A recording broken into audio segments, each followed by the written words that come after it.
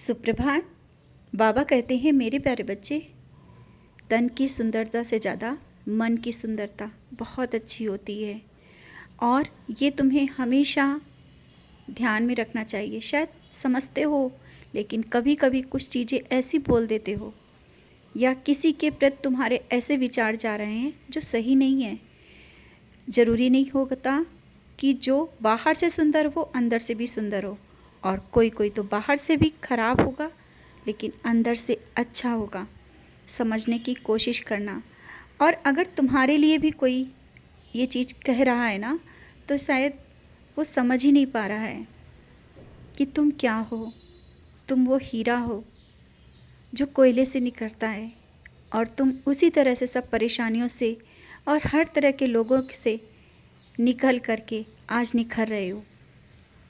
तो तुम्हें भी समझाना चाहता हूँ, तुम्हारे भी जीवन में कुछ लोग ऐसे भी आएंगे, शायद तुम वो समझ ही नहीं पाओगे कि वो कैसे हैं, सही हैं या गलत, जब तक तुम उन्हें परखोगे नहीं, उनके साथ बैठोगे नहीं, उनके साथ बात नहीं करोगे।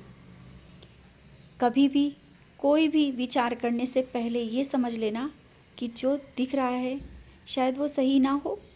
किसी की बातों पे मत आओ, या जो बता रहा है वो सही ना हो, अपनी बात उससे कहो, और जो तुम्हारे मन में चल रहा है वो बात कह देना बहुत सही है। क्योंकि किसी के बारे में इस तरह से बोल देना, ये समझ लेना सही नहीं है। कोई क्या जाने कि तुम्हारे मन में क्या चल रहा है, तुम क्या सोच रहे हो।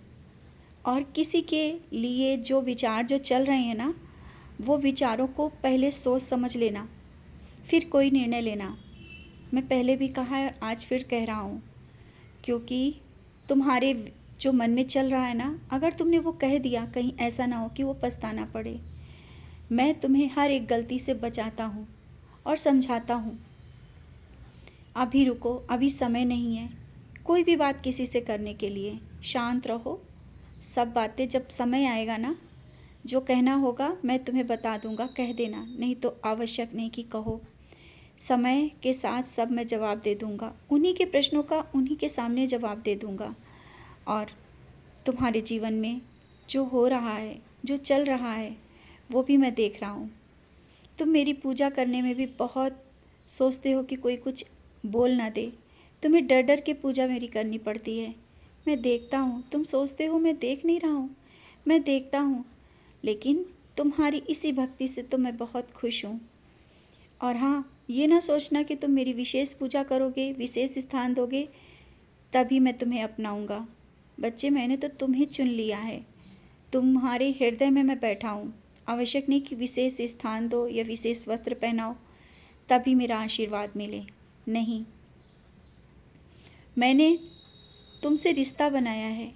मैं तुम्हारा पिता हूँ, और पिता हमेशा हृदय में रहता है।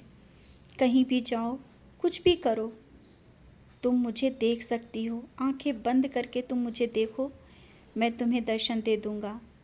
और अगर पूजा करने का समय नहीं मिलता है ना, तुम्हारे भाव ही मेरी पूजा है। तुम जिस वक्त तुम मुझे याद करते हो कि बाबा को भोग लगाना है, बाबा की आरती करना है, वो मुझे मिल जाता है। तुम्हारे साथ कुछ ऐसा ही हुआ है कुछ दिनों से, जिस कारण तुम बेचैन हो कि बाबा की जिस तरह पूजा करना चाहते हैं वो समय नहीं मिल पा रहा है। कर्म करना ज़रूरी है, कर्म कर रहे हो, करो, कर्म ही पूजा है। और हाँ, अगर कोई कह रहा है मेरे बारे में कुछ, तो अभी चुप रहो। आवश्यक नहीं कि उनको जवाब दो, शायद उनका समय नहीं है कि मुझे समझ पाएँ। तुम समझाने की कोशिश कर रहे हो, समझ नहीं रहे हैं, मत समझाओ।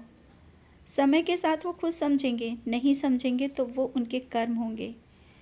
तुम अपने बातों को इस तरह से कह करके मत मन को ख़राब किया करो। और हाँ, पूजा के लिए भी परेशान मत हुआ करो। जब समय मिले ना, नाम स्मरण करो, सचरित पढ़ो, समय निकाल कर सचरित पढ़ लिया करो। मैं सचरित से तुमसे बातें करता हूँ। जब तुम सचरित को हाथ में लेते हो, तुम अनुभव करते हो, तुम्हारे अंदर एक नई ऊर्जा का संचार हो रहा है। और हाँ, जब से तुम मुझसे जुड़े हो, तुम एक अलग ही ऊर्जा में बह रहे हो। तुम्हारे अंदर की ऊर्जा वो अलग ही प्रभावित हो रही है। इसी कारण तुम्हारा मन पहले जैसा नहीं है। ना ही तुम्हें किसी दूसरे की बातें करना अच्छा लगता है, ना बेवजह की बातों में पड़ना अच्छा लगता है। और यहाँ तक कि तुम सोचते हो कि ज़्यादा से ज़्यादा समय शांत होकर के ही बिता लें, किसी को कुछ ना कहें। बच्चे, यही तो है भक्ति, यही तो है पूजा।